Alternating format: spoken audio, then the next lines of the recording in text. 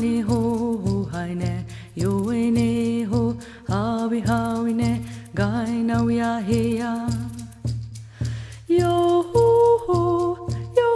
ho he ya yo na ne ho ya wa ne ho ho hai ne yo we ne ho hawi ne gai na we a he ya yo ho ga yo he ya yo na ne ho ya wa ne ho hai ne yo we ne ho hawi ne gai na we a he ya yo ho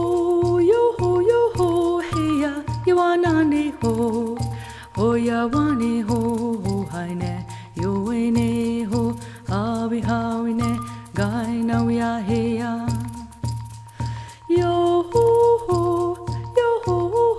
he ya yo na ne ho ya wa ne ho hai ne yo we ne ho hawi ne gai na we a he ya yo ho ga yo he ya yo na ne ho ya wa ne ho hai ne yo we ne ho hawi ne gai na we a he ya yo ho.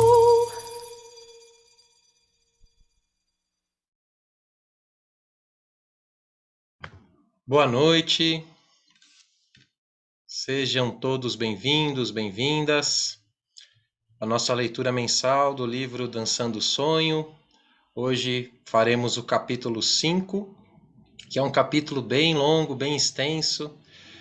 Vou tentar sintetizar ao máximo, vamos ver se vamos conseguir.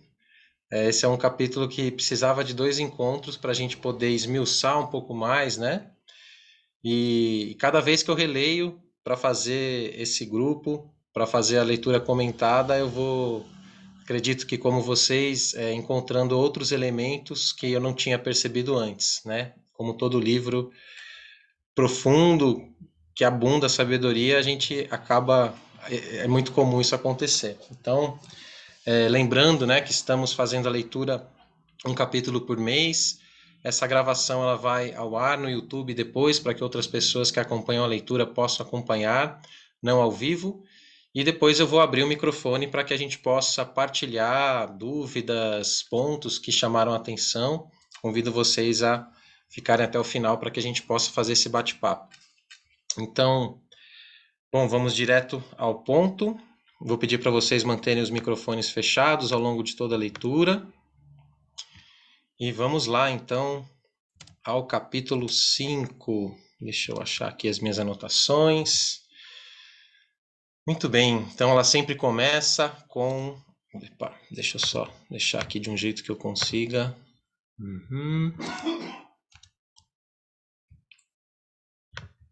Espera aí, mais um pouquinho.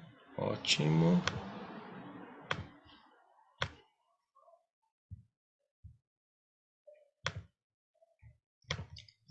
Só estou arrumando aqui para que eu possa ver vocês e as anotações ao mesmo tempo. Maravilha, agora sim.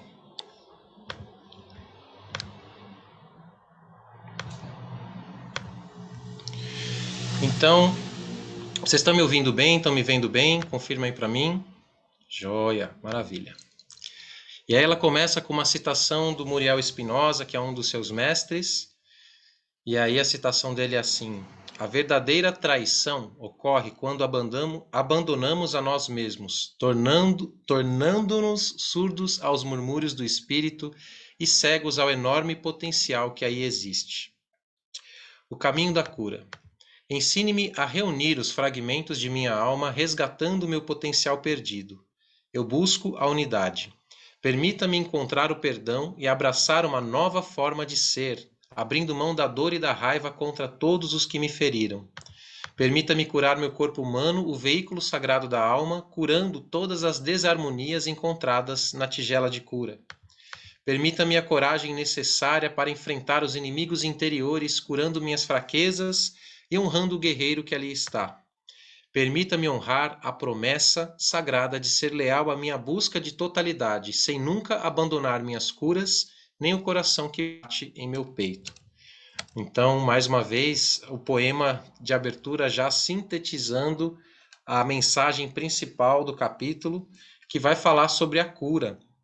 Todos esses 7 caminhos, essas 7 direções, elas vão falar sobre a cura em diferentes aspectos, mas é aqui, no Oeste, né, que esse capítulo todo é dedicado a essa direção da roda de medicina, que a gente vai aprofundar nos diferentes aspectos que essa cura exige para que a gente possa seguir nesses caminhos, né? Lembrando que esses caminhos vão acontecendo simultaneamente, né? Não necessariamente a gente vai do 1 ao 7, né? Do leste, do sul, do oeste, do norte, mas que são simultâneos, contudo, existem momentos em que a gente está mais em um caminho ou em outro. Então, esse capítulo todo ele é dedicado à direção oeste da roda da cura. E a roda da cura, né, o oeste da roda da cura, é o lugar da introspecção, é o lugar onde a gente para nos escutar, né? E que vai ajudar a gente a resgatar os fragmentos de nós mesmos que foram feridos ou negados em diferentes épocas de nossa vida. O que isso quer dizer? Né? A cada acontecimento que a gente se sente ferido, né? Cada trauma que a gente vive, é como se a nossa alma se fragmentasse, né? Fragmentado na forma de um potencial de existência que fica ali fragilizado. Então, percorrer o caminho, né, esse caminho que é o terceiro caminho de iniciação, de acordo com esse sentido que a Jamie Sams vai fazendo, né, que é um sentido horário, partindo do leste para o sul, do sul para o oeste, do oeste para o norte, depois para o centro, para cima, para baixo, e depois o sétimo, que é o vazio, a totalidade. Então, ela vai chamar o oeste do terceiro caminho de iniciação, né? E aí, nesse caminho que a gente vai, então, resgatar esses fragmentos de alma, que são nada mais, nada menos do que as questões que nos aconteceram, né? Coisas que aconteceram conosco e que a nossa energia ficou presa ali naquele trauma, naquela ferida, na falta de um entendimento, na falta de um perdão, alguma coisa nesse sentido. E aí, quanto mais a gente estiver disposto a corrigir esses comportamentos inadequados, né, a gente vai se livrando dessas cargas e dessa culpa não saudável, né? Ela fala muito isso no livro. Ela faz uma distinção entre uma culpa saudável e uma culpa não saudável. Então, a culpa não saudável é quando a gente carrega algo e a gente não se responsabiliza por isso que nos acomete, a gente fica responsabilizando terceiros, né, ou os acontecimentos da vida, então isso nos enfraquece, né? Do outro lado, a culpa saudável seria quando a gente reconhece os nossos erros e a nossa responsabilidade e faz de tudo para conseguir reparar essas questões e a gente aprende e evolui com isso, né? Então, e aí, esse caminho, ele vai falar muito sobre os processos de autossabotagem, né? Esse capítulo ele vai falar muito sobre como a gente nos sabota através de comportamentos, de vícios, tudo isso que é regido pela sombra. Então, é nesse lugar, né, é no oeste que a gente vai ter a oportunidade de se deparar com a nossa sombra, que nada mais é do que as nossas inconsciências. E quanto mais eu consigo trazer luz a essas sombras, mais eu consigo resgatar a energia que aquela sombra está consumindo, né? E aí eu libero o potencial de existência para que eu possa seguir o meu caminho. Então, essa direção do oeste é onde a gente começa a encontrar as respostas dentro de nós mesmos, né? Então, todo ser humano tem dentro de si um potencial gigantesco de sabedoria, e é quando a gente para de olhar para fora e começa a olhar para dentro que a gente começa, então, a resgatar esses pedaços, compreender os caminhos, né, que o nosso consciente faz, que o nosso inconsciente faz para lidar com a trama, com a teia da existência. Quando a gente sucumbe à sombra, a gente começa a embolar os fios da vida. E quando a gente libera essas sombras, a gente literalmente, né, desembola os fios mentais, os fios emocionais, os fios energéticos que estão nos aprisionando. No terceiro caminho de iniciação, temos mais uma vez que enfrentar os nossos medos e discernir que comportamentos nossos se originam do ego, né, do nosso sentido de autoimportância, ou da necessidade que a sombra tem de impedir o nosso bem-estar. Aprimoramos as ferramentas do discernimento e escolhemos como queremos encarar os comportamentos dos outros, determinando o que desejamos experimentar no nosso padrão, qual é a nossa referência. Esse ato de observação, seguido pela ação, é a maneira pelo qual criamos limites saudáveis que nos proporcionam uma sensação de bem-estar. né? Então, quando eu paro e olho para dentro e começo a discernir os padrões, né? Tudo aquilo que está acontecendo comigo, aonde que eu estou depositando as minhas referências, aí eu começo a conseguir criar limites saudáveis entre eu e o outro. Porque nesse lugar do Oeste, ela vai falar muito também sobre o nosso espaço sagrado, né? E o nosso espaço sagrado nada mais é do que os nossos quatro corpos, físico, emocional, mental e espiritual. A gente sabe muito bem o que é um limite saudável do nosso corpo físico, né? A gente não deixa as pessoas nos agredirem fisicamente por aí afora. Mas esse limite saudável, ele também precisa encontrar os nossos outros corpos, né? Então, os nossos pensamentos, né? Quantas vezes a gente está lá num caminho, numa rota, né? Numa rota mental positiva, e aí vem alguma coisa externa fora de nós e atrapalha essa rota que eu tinha determinado. Então, ali eu não consegui criar um limite saudável no meu corpo mental, por exemplo. Né? Ou quando eu estou sentindo um sentimento bom, positivo, e eu entro em contato com alguma situação negativa, seja do ambiente, seja do coletivo, das pessoas que eu vivo, e aí eu passo a, né, aquele sentimento, aquela alegria que eu estava, de repente ela acaba se fragilizando. O que que acontece? Eu não consegui estabelecer um limite saudável, uma borda saudável, né, e eu acabei absorvendo coisas de fora. Então ela vai falar bastante sobre como que eu consigo encontrar bordas, né, criar bordas saudáveis. E isso tudo tem a ver com parar, olhar para dentro, introspectar, que é um dos verbos dessa direção. Como seres humanos, temos um espaço sagrado que abrange corpos, pensamentos, sentimentos, energias e tudo mais que vem de dentro de nós, né? Quando aprendemos a lição deste caminho, o respeito pelo espaço sagrado, a gente consegue transitar nessas fronteiras, né, que vão ser determinadas pelas nossas atitudes, sejam elas saudáveis ou doentias. Se temos suficiente autoestima para não permitir que comportamentos abusivos entrem em nosso espaço sagrado, vencemos um dos maiores obstáculos do terceiro caminho. O terceiro caminho, ela vai dizer que é uma das direções que mais tem obstáculos a serem vencidos, né? Ela vai enumerar vários aqui que a gente precisa aprender, né? Então, um deles é esse, né? Colocar bordas saudáveis, limites saudáveis, ativar a nossa autoestima para não deixar que ocorra, né, esse abuso, seja qual ele for. E muitas vezes esse abuso é causado por nós mesmos, né?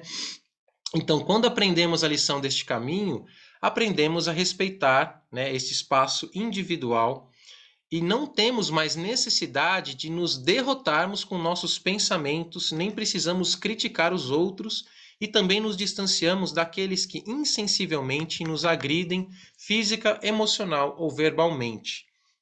Aí ela vai dizer que dependendo do indivíduo, esse terceiro caminho, ele pode ter mais ou menos lições. Como cada caminho, né, para cada pessoa ocorre diferente, algumas pessoas ficam mais tempo, né? Outras vão, enfim, vão fluir mais rapidamente, tudo isso baseado na forma como a gente encara a realidade, nos nossas crenças individuais, o nosso sistema de crença, tudo isso ajuda como que a gente vai passar por esses traumas, como que a gente vai passar por esses desafios. E é aqui que a gente vai curar mais profundamente compulsões, traumas, sofrimentos antigos, doenças, instabilidades emocionais, padrões psicológicos pouco saudáveis, problemas de infância, comportamentos controladores ou de manipulação, relacionamentos que não funcionam. Então é uma lista grande de coisas que ela lista aqui, de questões que a gente consegue olhar quando a gente vai para o Oeste, né? De fato, no Oeste é o lugar que a gente guarda as memórias de tudo aquilo que nos aconteceu, né? Então, temos memórias positivas e temos memórias negativas. Quando estamos presos nessas memórias negativas, a gente não consegue liberar esse espaço para fluir, né? Então, a gente precisa começar a discernir, e é uma lista longa, né, de questões que nos acometem no terceiro caminho. Então, ela fala assim, que possamos discernir individualmente o que precisa ser curado, né? O que é prioritário, né? Se a gente for listar todas as coisas que a gente precisa curar em nós mesmos, a gente vai encontrar uma lista longa, quando a gente realmente faz esse olhar, né, com sinceridade. Mas sempre há algo que precisa, que é mais prioritário, né? Quando curamos as feridas antigas e passamos a encarar a vida pelo ponto de vista do presente, aqui tem uma chave muito importante, né? Por que que a gente tem que curar as nossas feridas emocionais, curar as situações do passado, liberar os traumas, perdoar as pessoas que enfim, nos agrediram?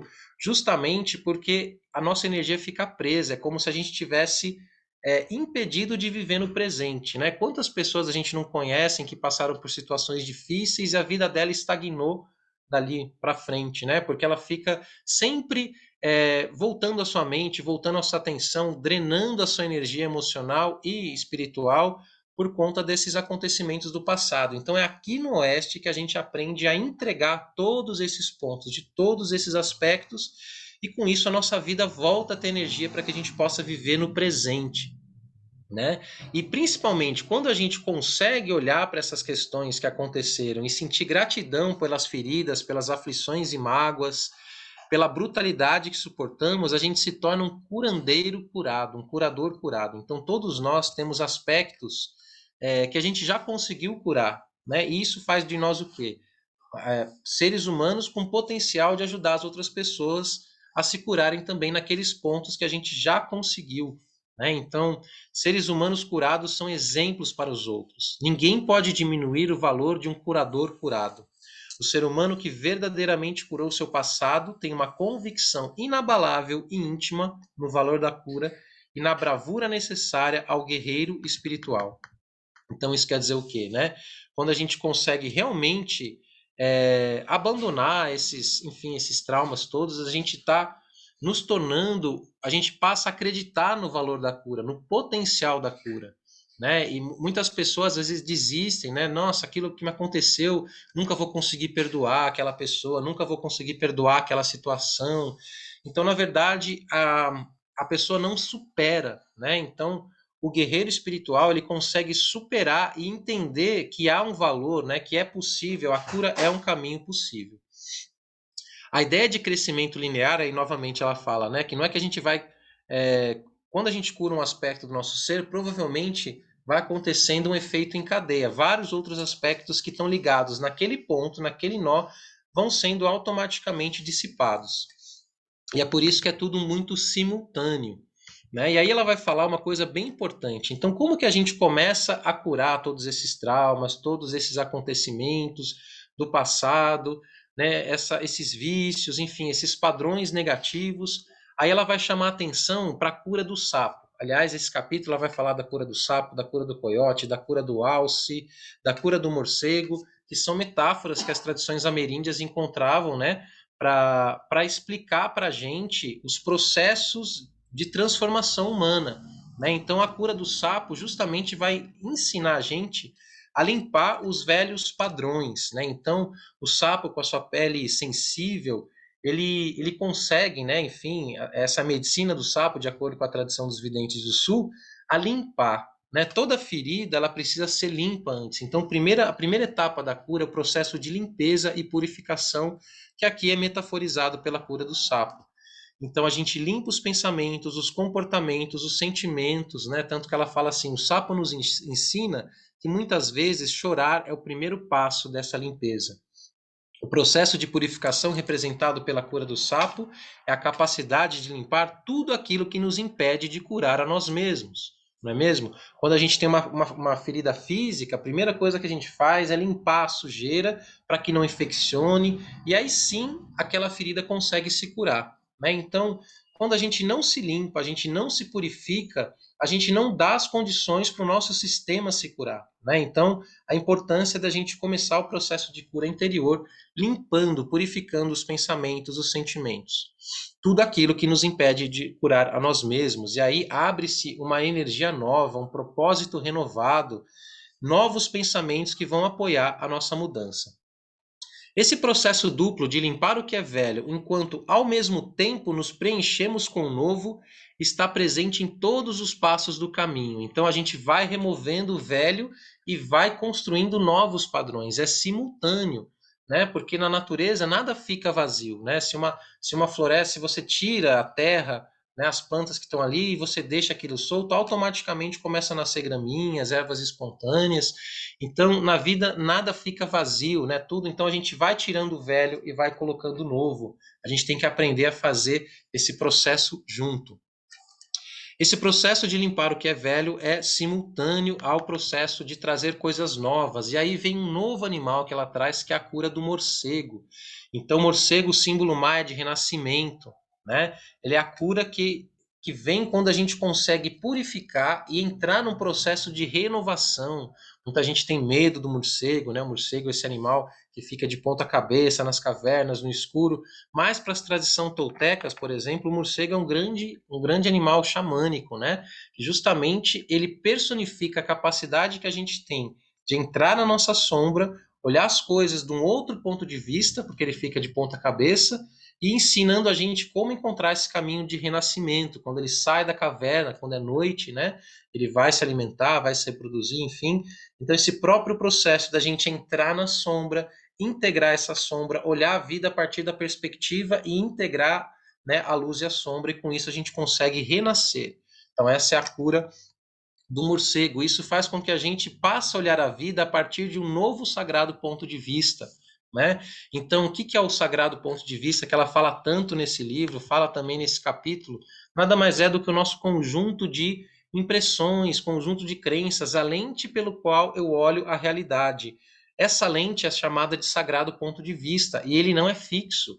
À medida que eu vou me curando, vou me limpando, vou ampliando a minha consciência, o meu ponto de vista muda, não é mesmo? Quantas vezes a gente já não leu o mesmo livro, outros momentos a gente viu coisas que a gente não via. Por quê? Porque o nosso sagrado ponto de vista mudou.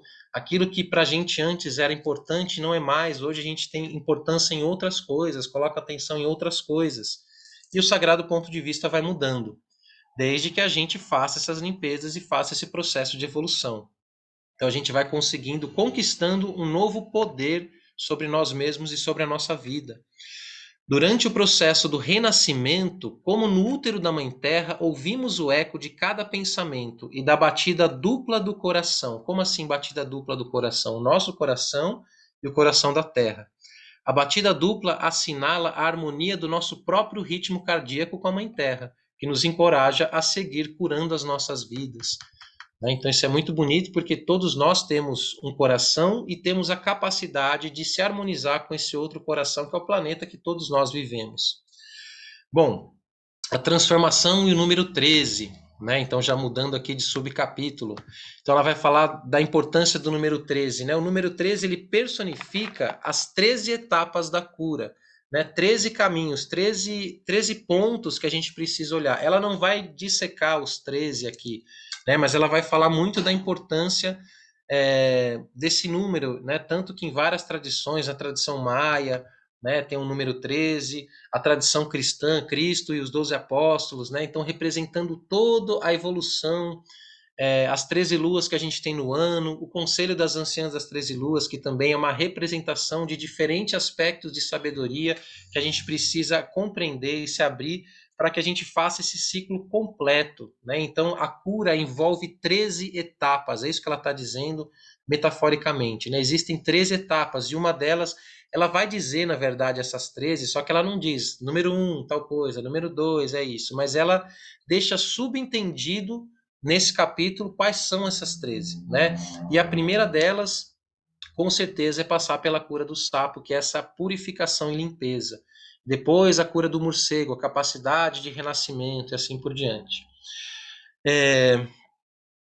Aí ela vai contar, né, de algumas experiências que ela tinha, né, e uma vez que ela conta muitas histórias pessoais dela, né, e ela estava se sentindo muito cansada. A Jamie Sands, ela fazia muitas viagens, levando o conhecimento da tradição dos videntes do sul, fazendo cerimônias, fazendo atendimentos de cura. E ela estava muito cansada, né, estava sem energia, de tanta energia que ela doou, e ela foi para as águas, né, do rio Cataralgas, e lá ficou e ficou meditando, sentindo, perguntando para o grande mistério, né, se era a hora dela cessar essas viagens. E foi aí que ela viu 13 águias voando. Ela conta essa passagem e ela teve então a intuição de que o ciclo dela já tinha encerrado e que ela podia passar o bastão para outras pessoas. né? Quando ela vê isso, ela sente uma alegria muito grande, ela agradece e passa o bastão para outras pessoas da mesma linhagem, para continuar o seu trabalho.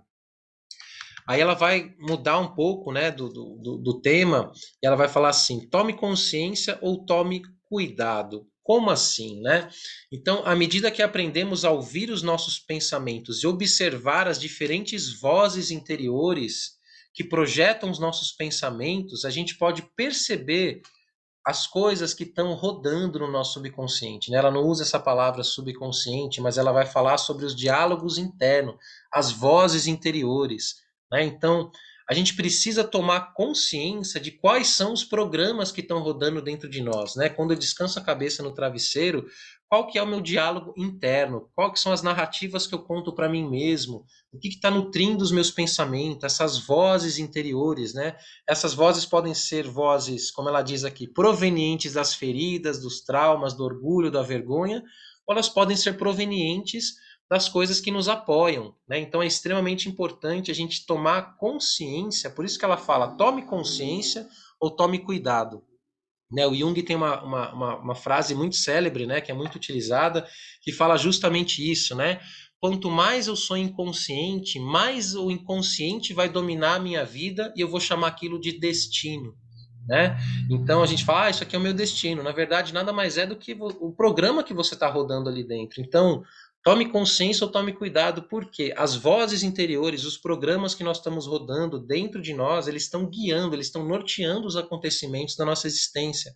Várias tradições antigas e novas vão chamar a atenção da gente sobre isso, né? Sobre a importância da gente olhar para essas vozes. Que vozes são essas? Quem está falando, né? Quando eu escuto frases como, ah, eu não sou bom o suficiente, ah, você não é tal coisa, né? São as vozes dos sabotadores internos, né? Às vezes é o orgulho falando dentro de mim, é a vergonha, é o medo, né? Então eu preciso ter consciência de quais são, né, esses verbos que estão sendo pronunciados pela minha mente e pelas minhas emoções, né? E tomando consciência disso, eu consigo fazer alguma coisa a respeito.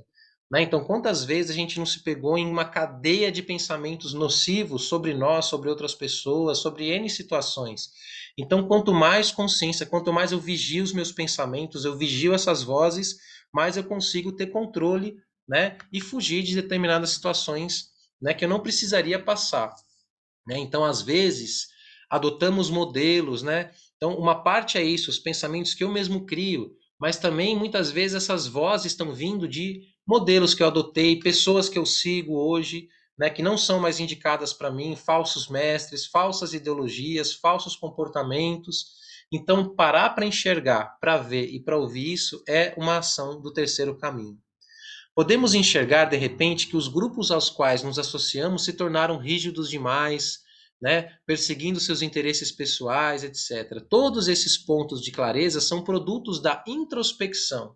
E se queremos mesmo mudar, temos que alterar radicalmente a forma como vivemos as nossas vidas. Né? Então, sem introspecção, eu não consigo parar para discernir, peraí, isso que eu estou vivendo, né? Essa corrente de associações que eu estou fazendo, essas vozes que eu tenho internamente estão vindo da onde? Né? Quem que está alimentando isso? Qual é o sistema de crença por trás disso? Qual é a filosofia de vida que está por trás disso? E assim por diante. O que está dizendo? Então a iluminação contém ciladas, né? Então ela grifa bem isso, né? E sim, com certeza, né? Ela vai falar bastante, isso é um outro tema desse capítulo, as ciladas da iluminação. As ciladas da iluminação ela vai contar em vários capítulos. E aqui no terceiro caminho ela vai começar a falar um pouquinho sobre essas ciladas, né? Então parar para prestar atenção aonde que eu tô me confundindo, aonde eu estou iludindo, que eu estou achando que eu estou crescendo espiritualmente, que eu estou me desenvolvendo, né, desenvolvendo minha consciência, mas na verdade eu estou ali me enroscando, né? E aí vem a cura do coiote que ela vai falar lá na frente para ajudar a gente a lembrar disso. Então, essas ciladas, né, elas aparecem ou quando a gente acha que já aprendeu tudo, ou quando a gente acha que a gente não tem nada, né, que a gente não é ninguém, que a gente, né, a nossa autoestima está lá embaixo, ou quando a gente já aprendeu algumas coisas, já acha que já aprendeu tudo e não se segue como um ser ensinável, né, em eterno aprendizado. Então a vida vai nos testando para assegurar que a gente realmente está fazendo uso adequado da energia. né? Porque o que que é isso, né? Quando eu me desequilibro, quando eu saio do caminho, na verdade eu começo a fazer uma série de usos indevidos da minha própria energia, né? Da minha energia vital, seja pensando coisas que negativas, fazendo ações, atos, comportamentos, vícios que não colaboram com a minha vida, com a minha evolução. Tudo isso são sabotagens, são ciladas do caminho. E por isso a importância dos testes para saber se a gente realmente aprendeu aquilo e está fazendo o uso correto da nossa energia vital. No terceiro caminho, estamos começando a resgatar os fragmentos de nós mesmos que foram estilhaçados. Traumas, choques, abusos, vícios, doenças, dores emocionais diversas.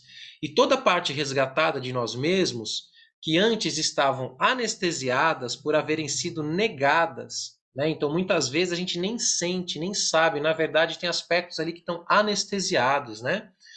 Então, eles carregam consigo fios de energia não utilizados.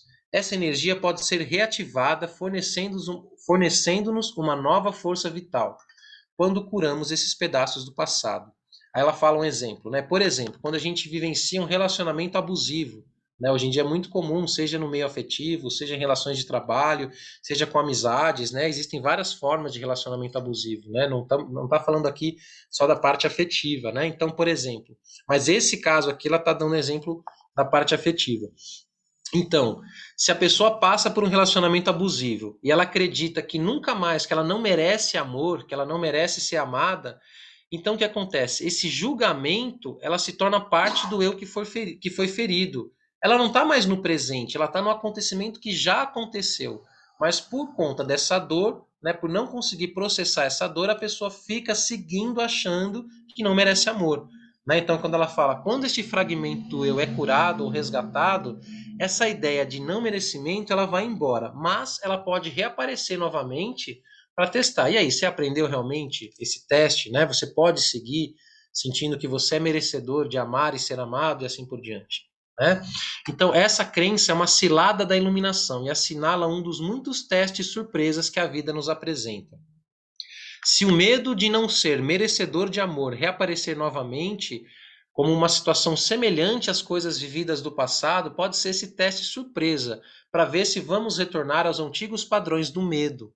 Né? Então, várias vezes na vida a gente vai tendo, já passei por essa situação, já aprendi, né? E de repente vem lá um teste surpresa para ver se a gente realmente se liberou desse padrão, se a gente realmente conseguiu se livrar desse medo, né?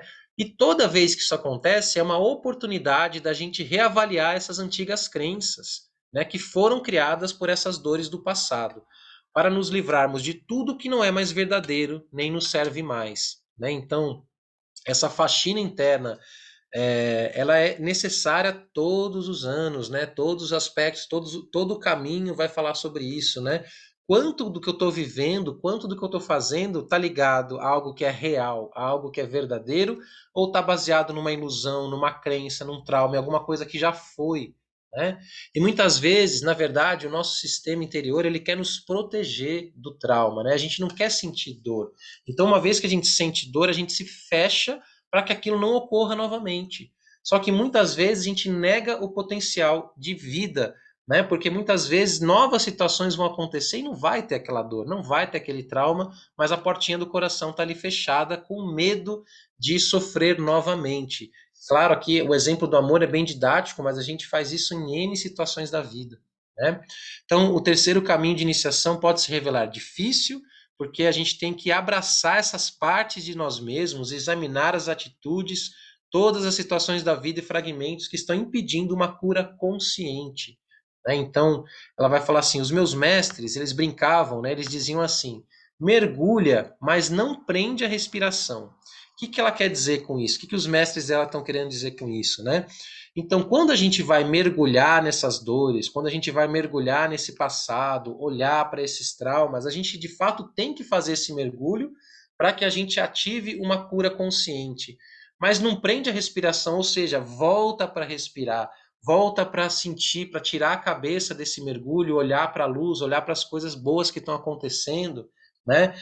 Aqui a gente cai no erro de virar PhD na ferida. Então a gente sabe tudo sobre as nossas feridas. Ah, isso aconteceu comigo por causa disso, porque meu pai fez isso comigo quando eu era criança, porque eu tive uma situação assim assado. Tá, legal. E aí, né? Você vai ficar até quando fortalecendo essas narrativas? É importante tomar consciência do porquê que as coisas aconteceram conosco.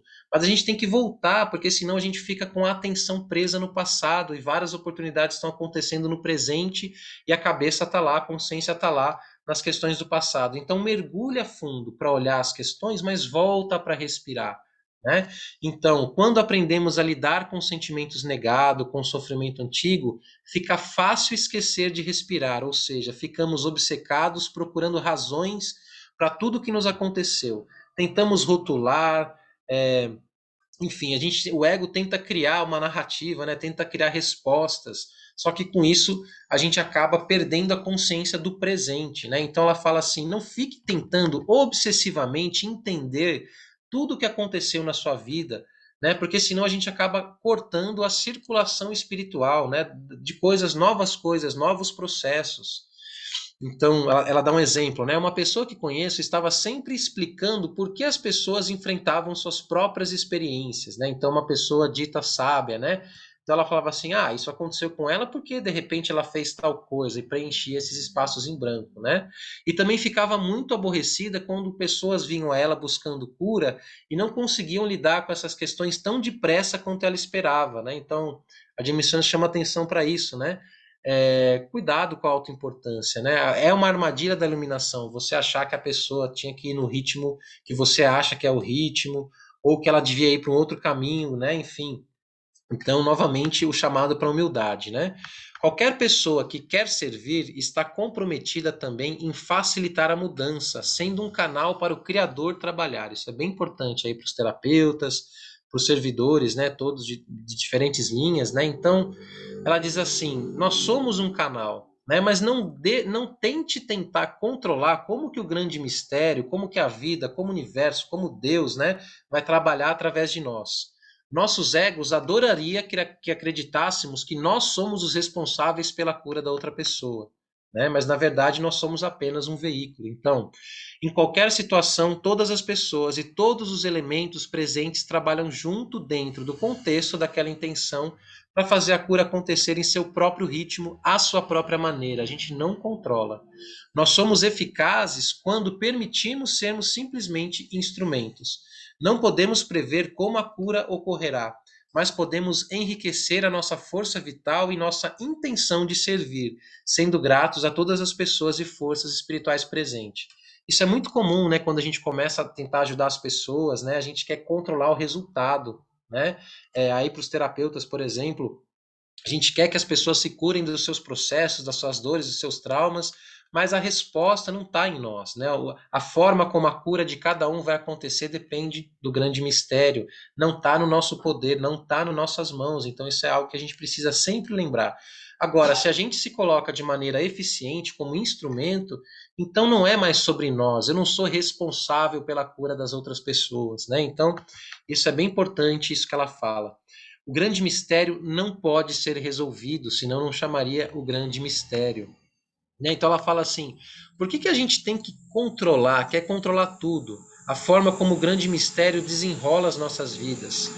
E ela fala assim: o lado sombrio da natureza humana se fortalece muito quando a gente diminui a confiança, né? Ou seja, quando a gente quer controlar demais, significa que a gente não está confiando na vida, que a gente não está confiando nos acontecimentos do grande mistério. E aí quem vence com isso? A nossa sombra que quer controlar tudo, né? E quanto mais a gente entrega, mais o grande espírito, mais Deus, o universo, os acontecimentos da vida conseguem se desenrolar. Né? Enquanto eu estou tentando controlar, eu estou tentando segurar tudo, né? E eu não posso tudo, ninguém pode tudo. Né? Então ela chama atenção para isso de forma muito assertiva e importante, né? Então, um controle desse tipo é como querer brincar de Deus, ou seja, outra cilada da iluminação. Não é porque eu posso ajudar, não é porque eu tenho conhecimento, não é porque eu consigo, que eu devo. Né? Então, uma coisa é poder, outra coisa é dever. Então, Esse tipo de controle cria atitudes, pensamentos e sentimentos que não servem para nada de construtivo, permitindo então que o nosso lado sombrio acaba controlando as nossas percepções e experiências. E aí ela vai falar com letras garrafais, né? Permita que o grande mistério toque nossas vidas. O que isso significa? Dar espaço para o divino, dar espaço para algo que é maior que nós, né? Que tem mais consciência, que tem mais luz, que tem mais poder fazer alguma coisa, né? E aí ela vai dizer que ela vai citar casos da intervenção divina, vai contar o exemplo da vovó Tuíla, né? Que estava passando por uma fase muito difícil e aí, né, ela teve uma série de sincronicidades com o vovô Xongo, né? E ela também vai, né, através da pedra do caminho, né? Então ela vai contar a experiência da avó dela, depois lá na frente no capítulo ela conta a experiência dela, muitas situações que as saída, etc, mas você está aberto para as respostas do grande mistério e ocorrem milagres, né, verdadeiros milagres, sincronicidades que vão mostrar como é possível ter intervenções de outra ordem que a gente não consegue perceber. E muitas vezes a gente não percebe porque a mente está tentando controlar tudo. Né? Ao atravessar passagens sofridas de nossas vidas, que podem nos conduzir ao desespero, a gente deve reconhecer que a gente tem que permitir que o mistério da vida floresça. Não conseguiremos ver os pequenos milagres de apoio que nos são oferecidos pelos espíritos da natureza. Então, quanto mais controle, mais eu fecho a minha percepção para ver os pequenos milagres da vida. Basicamente é isso que ela está dizendo. Se não reconhecermos como nossas atitudes criaram o caos e o desequilíbrio dentro da nossa teia dos sonhos, e se não compreendermos como pontos de vista e sentimentos, que são coisas internas, afetam as nossas vidas, a gente vai enfrentar obstáculos bem difíceis. Né? Ou seja, novamente, né? Presta atenção que as nossas próprias atitudes que estão criando os caos, né? E o desequilíbrio que a gente está experienciando. E os julgamentos, né? Então, os julgamentos que temos costumam nos preparar infindáveis ciladas. Então, quanto mais julgamento, mais ciladas a vida vai mostrar para justamente desarmar esses julgamentos. Ela dá um exemplo aqui, né? Os símbolos de riqueza, poder, influência e posição são lentamente corroídos na vida de qualquer pessoa que, apesar de ter começado o processo de iniciação, investiu erroneamente suas energias em falsas imagens de poder e sucesso. E isso se aplica a todas as pessoas da vida. Qualquer um que meça seu próprio valor por aquilo que faz para viver, né? O que isso significa? Né? Qualquer pessoa que tem naquilo que faz, no seu emprego, na sua identidade material, né? Dentro da sua persona, né? O que é a persona? As coisas que a gente cria, né? Os papéis que a gente cria para viver no mundo. Só que nós não somos a persona, nós não somos as nossas falsas identidades. Né? Então, agora, se eu estou preso na identidade, com certeza eu vou me decepcionar, com certeza alguma coisa vai acontecer e eu vou me frustrar, justamente porque a vida está me mostrando: hello, você não é isso, você não é essa persona, você não é essa carreira, você não é esse emprego, você não é aquele relacionamento, você é algo muito maior que isso. Né? Então, muitas vezes a gente investe a energia erroneamente em falsas imagens de poder e sucesso. E ela diz assim: o contrário, a gente recupera a nossa dignidade e a nossa honra quando nos orgulhamos do que fazemos, mesmo que nossa posição seja humilde. Se usamos nossa posição de vida para parecer importante aos olhos dos outros, perdemos a nossa verdadeira identidade. Um autêntico guerreiro espiritual compreende bem que todo ser humano é uma criação perfeita que reflete os infinitos aspectos do grande mistério e que ele precisa se relacionar com todos os seres humanos a partir dessa perspectiva com dignidade. Isso é muito bonito, né? Então aqui ela chama a atenção de que todo ser humano que existe é um autêntico ser que tem todos os aspectos divinos dentro de si. Então eu não posso olhar uma pessoa, né, e não reconhecer que ela é Deus em ação. Né? Se eu estou fazendo isso, eu estou caindo numa cilada espiritual. Então, como é que eu vou achar, né, me achar maior ou menor que alguém, sendo que todo ser humano tem todos os aspectos do grande mistério dentro de si. Então, isso que ela chama atenção. E com isso a gente recupera a nossa força, a nossa dignidade, a nossa honra. Qualquer um que chega ao terceiro caminho com identidade investida em um falso, né? O que é um falso? Em qualquer falso intento, falso desejo, falso, né? ela tá lá, mas no fundo ela queria outra coisa, né? Então qualquer pessoa que chega com uma identidade falsa terá que passar pelo desmoronamento de suas ilusões, né? E quantas vezes a gente já não passou por situações, né? Que caiu o castelinho de areia, mas no fundo foi extremamente positivo. Por quê? Porque estava baseado em algo que era ilusão, né? A partir desse desmoronamento a gente tem condições de recriar um castelo verdadeiro, não é mesmo? Então ela está dizendo assim, né? Já vi várias pessoas abandonarem as suas identidades antigas de formas diversas, né? Então elas podem fluir alegremente em direção à cura, ou elas podem ser arrastadas, chutando, gritando, culpando o Criador pela sua má sorte, né? Quantas vezes a gente não amaldiçoa Deus, né? Briga com Deus, fala, não, por que você está fazendo isso comigo, né? O que eu fiz para merecer isso, né? Então, quantas vezes a gente acaba, né, achando que estamos sendo amaldiçoados ou que as coisas que nos acometem estão nos castigando, né? Mas nada mais é do que a vida mostrando que a gente estava depositando energia em lugares errados, né? Que precisa ter uma responsabilidade pelas suas ações. Então, toda crise é uma oportunidade de uma recriação. Volta lá na cura do morcego. Aí ela diz, né, que quando ela assumiu o caminho da cura como um compromisso, né, ela era uma curandeira, né, Jamie Sams era uma mulher de medicina, uma curandeira, e ela conta a história de vida dela, né, então ela perdeu o homem que amava, perdeu o filho, ela sofreu, né, ela estava grávida, teve um aborto, perdeu o emprego, a empresa que ela trabalhava foi à falência, ela não conseguiu nem recuperar ali enfim, o que ela tinha de direito, né, e aí, o que ela fez? Né? Ela vendeu todos os móveis e foi estudar com os mestres dela lá no México. Aí ela começa realmente a assumir o papel dela como mulher de medicina. Né? Então, ela diz que a vida precisou mostrar para ela, né, tirar todos os falsos erros dela para colocar ela verdadeiramente no caminho dela. Né? Ela diz assim: levou muito tempo para o meu coração ferido parar de doer, mas acabei encontrando alegria dentro da dor, porque descobri que, afinal de contas, eu era inacreditavelmente rica. Mas isso só ocorreu depois que eu consegui entender novamente o que realmente era importante. À medida que me curava, eu era abençoada diariamente com sonhos e visões mostrando por que meu caminho mudou, para me colocar na direção daquilo que o grande mistério tinha de intenção, né? Qual que era a verdadeira intenção divina para a minha vida.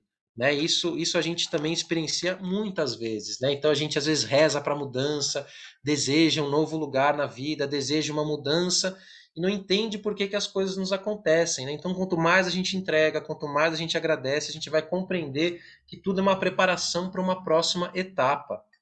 Né? Não tem como a gente ir para aquele lugar novo que a gente queria agarrado no velho. Né? Então é um pouco sobre isso que acontece. Aí ela vai chamar a atenção que nem todo mundo precisa passar por provações tão duras para que possa conseguir servir. Né? Ela fala assim, no meu caso, ela diz, né? No meu caso eu precisei, mas ela diz que não é todo mundo que precisa passar por tantos traumas tão difíceis assim. Né? Em geral, a maior parte de nós precisa sofrer duras lições para conseguir realmente despertar. Né? Mas não é necessário, né? Esse não é o único caminho, o caminho das duras batalhas. Né? Daí ela conta, né, também que passou por muitas coisas na infância, né, mas que foi nessa época que ela aprendeu a dar valor e a se afastar de qualquer coisa ou pessoa que estava impedindo a cura dela. Né? Então ela desenvolveu uma fé, né, e assim por diante. E aí ela vai mostrando, né, o quanto ela vai se afirmando. Né? Então, limpar o caminho para que a cura possa acontecer é algo que ocorre em maior ou menor intensidade na vida de todo mundo, mas cada história irá se desenrolar e é algo que não pode ser previsto. Cada história humana exige que larguemos o passado de um jeito ou de outro. Essa morte do passado, né? Então, o passado precisa morrer para que o presente possa existir, para que o futuro possa existir. Essa morte do passado pode ser também uma experiência agradável se fluirmos com as mudanças de forma gradual, né? Então, quando a gente está diante de uma mudança e a gente aceita essa mudança, a gente não sofre. Agora, quando a gente está diante da mudança, a gente resiste, aquilo fica ali e é aí que vem o sofrimento. Né? Por isso que ela diz, não é que a gente tem obrigatoriamente que sofrer, né? Não. Se eu aceito a mudança, se eu fluo com o processo, provavelmente eu vou sofrer menos. Agora, se eu fico apegado, se eu fico preso, carregando tudo aquilo, com certeza vai doer muito mais, né? Aí ela diz assim: será que a vida precisava me mandar um maremoto só porque não prestei atenção na torneira pingando? Isso é muito legal, né? Então, a vida vai dando sinais diariamente pra gente, né? Ó, ali tá pingando, ali, ó, tá acontecendo coisa ali, não tá legal, aquele ali não tá legal, né? Já acabou aquele ciclo, né? Esse seu hábito tá te prejudicando, essa sua falta tá te prejudicando, a sua preguiça tá te prejudicando. Enfim, ela começa a dar N sinais, né? Dela diz assim, pô, vida, será que você precisava me mandar um maremoto só porque eu não prestei atenção na torneira pingando? E sim, né? A vida, ela é muito generosa, mas se a gente não aprende a lição do momento, ela vai mandar uma lição mais difícil, porque esse sistema que a gente vive, esse universo, ele não quer o mal dos seus filhos, né? O universo quer que a gente evolua. Só que se a gente não faz a nossa parte, ele vai dar uma forçadinha assim, né? Que nada mais é do que a cura do coiote. Então ela fala assim: duros golpes acontecem com muitas pessoas para que seus caminhos possam mudar rapidamente. Né? Então ela diz assim: já vi pessoas que tinham fama ou riqueza e que poderiam ter usado o que conseguiram em benefício de outros, mas que se tornaram tão obcecadas consigo mesmas que não sabiam compartilhar nem dar. Ela também diz que outras pessoas genuinamente ofereciam ajuda, mas depois não cumpriam a sua oferta, né? Quebravam sua palavra, quebrando promessas feitas, e aí as pessoas paravam de confiar naquela ajuda. Outras pessoas, né? Então ela vai dando vários exemplos disso, né? Outras pessoas estavam no terceiro caminho de iniciação, ou seja, já conseguiram aprender algumas coisas, mas acabaram em correntezas bravias por não conseguirem enxergar e se responsabilizar por seu comportamento, né? Aí ela diz assim, né, o exemplo de uma figura pública que ela conheceu que tinha o hábito de se aproximar de líderes espirituais de diferentes fés, né? Na verdade, ela era uma pessoa de status, ela tinha um determinado conhecimento, só que ela não queria fazer o dever de casa. Então ela se aproximava, né, bajulava os líderes espirituais, mas ela era na verdade, uma pessoa insegura, né? Que ela queria ser reconhecida como uma alma evoluída. Então ela fala assim, né? Esse homem fez coisas boas algumas vezes, inclusive ajudou muitas organizações e indivíduos. Entretanto, quando o verdadeiro trabalho de introspecção lhe foi pedido, ou seja, quando chegou ali na hora H, né, chegou na hora do teste, da iniciação, falou assim, aí, vamos fazer o trabalho interior, vamos olhar para as sombras, vamos olhar para as feridas, ele se esquivou e evitou. Né? Ele se sentia espiritualmente superior aos outros e avaliava cada pessoa que passava por sua vida calculando mentalmente se a pessoa era espiritualmente equivalente a ele. Ele usava as pessoas para suas próprias finalidades e depois as descartava, nunca enxergando como seu abuso de autoridade estava criando enormes nós na teia dos sonhos. Ela diz, né? Eu fiquei triste porque eu sabia que a trama embaraçada que ele estava criando inconscientemente, uma hora, né? Essa arrogância um dia iria ser cobrada, né? Então ia bater na porta dele.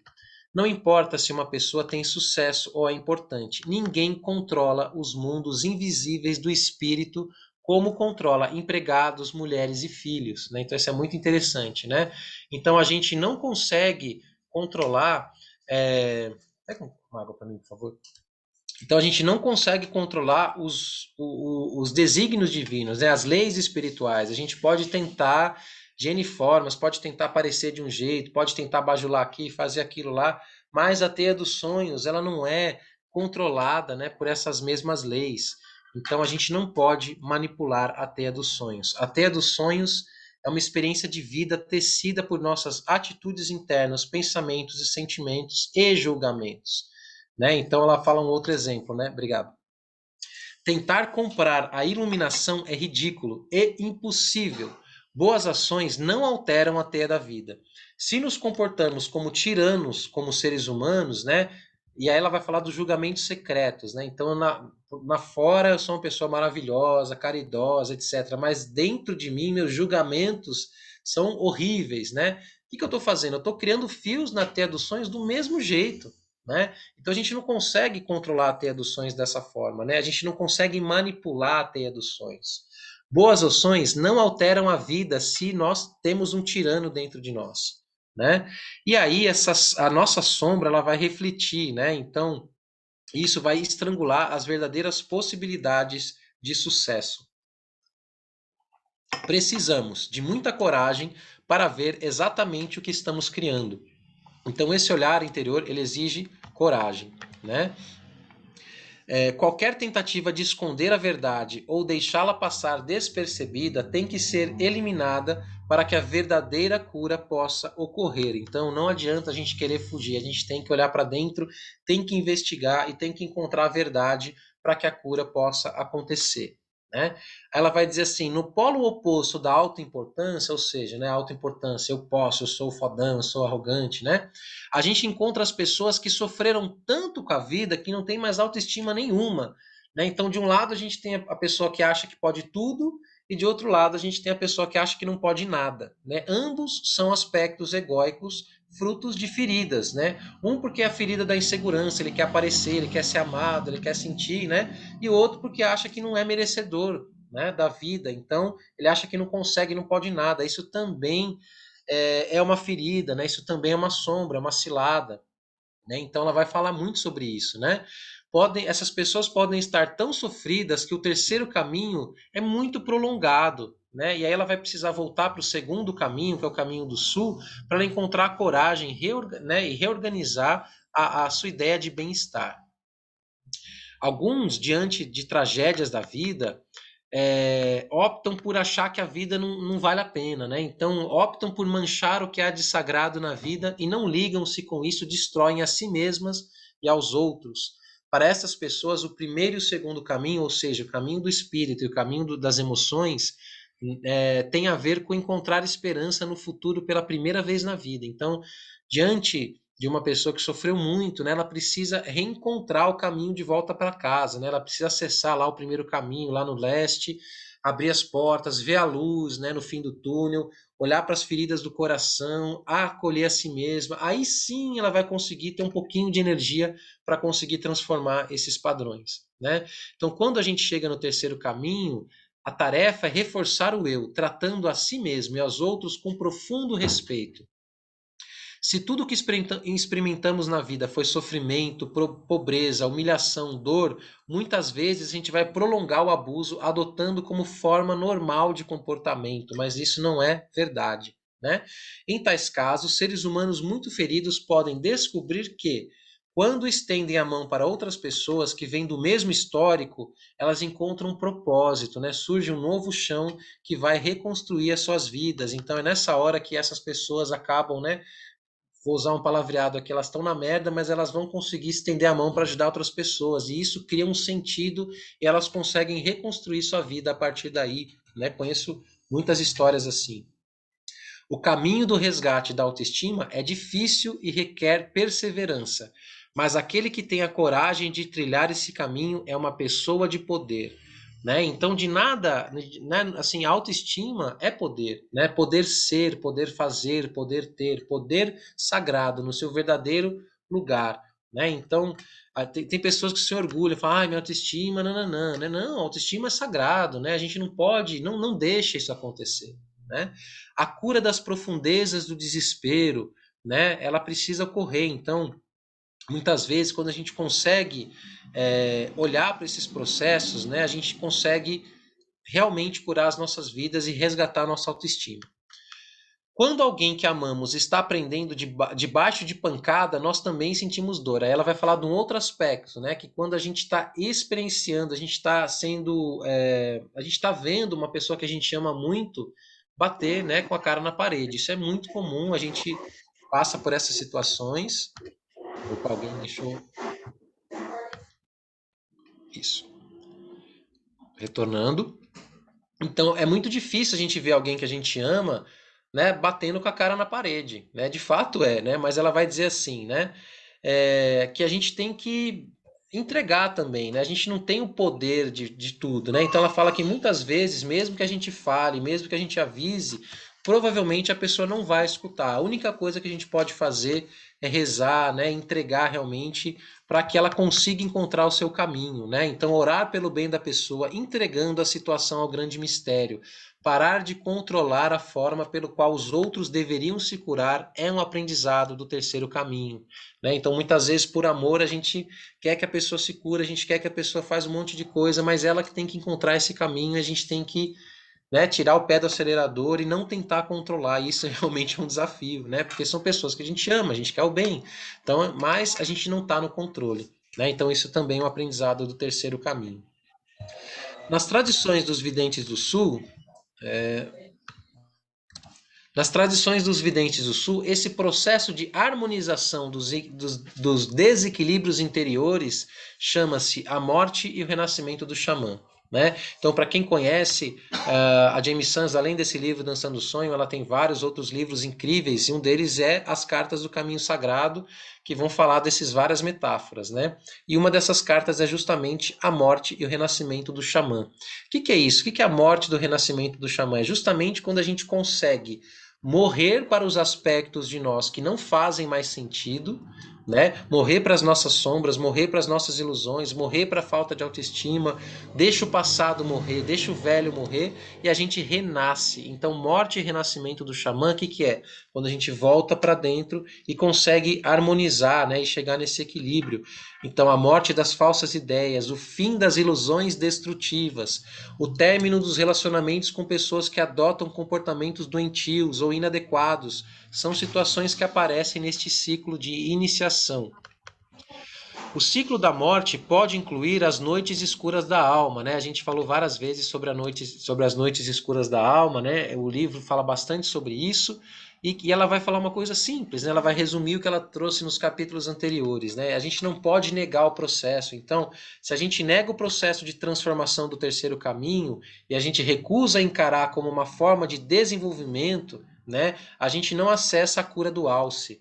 A cura do alce ela vem com paciência, com perseverança, com tolerância, com esse fortalecimento interior, né? Se isso não acontece, a vida vai continuar a oferecer desafios até que a gente consiga nos entregar ao processo de cura, né? Então, isso acontece todas as vezes que lá tem uma situação difícil na nossa vida. Quanto mais a gente resiste, mais dor. Então, se entrega com graciosidade, né? Se entrega para os processos de cura. Nossa saúde pode ficar prejudicada, né? Então ela fala, o fígado, o estômago, o baço, o intestino ficam enfraquecidos porque eles residem na mesma área que o corpo dos sonhos, né? O que é o corpo dos sonhos? O corpo dos sonhos é a parte energética da realidade que a gente não enxerga, né? Os filamentos, as fibras luminosas que ficam mais ou menos nessa região, né, do nosso ventre, né, do hara. E é nesse lugar que fica enfraquecido quando a gente está dentro desse processo, né, negando os processos de cura. Ela vai explicar um pouco isso, né? Nós sentimos o mundo com o corpo dos sonhos. Então, o corpo dos sonhos é nossa contraparte espiritual e energética, né? Os filamentos que a gente está ligado com toda a teia da vida, né? Então é por onde vem a intuição, por onde vem as premonições, né? Aquela história, minha mãe estava pensando em mim, ela ligou, eu estava pensando na minha mãe, ela ligou, né? Da onde que vem isso? Vem da nossa conexão da teia dos sonhos, né? A fibra que conecta todos os seres humanos, né? Essa fibra, se a gente pudesse ver, né, tudo que a rede formada pelos nossos pensamentos, sentimentos, comportamentos, relacionamentos, é um ovo luminoso. E esse ovo luminoso, ele tem uma contraparte física e uma contraparte espiritual, né? E ela reside no torso do ser humano. A parte de baixo do ovo se assenta na pubis e o topo um pouco abaixo do coração. No meio do ovo, aproximadamente 5 centímetros acima do umbigo, né, que é bem a região do chakra do plexo solar para as tradições hindus, né?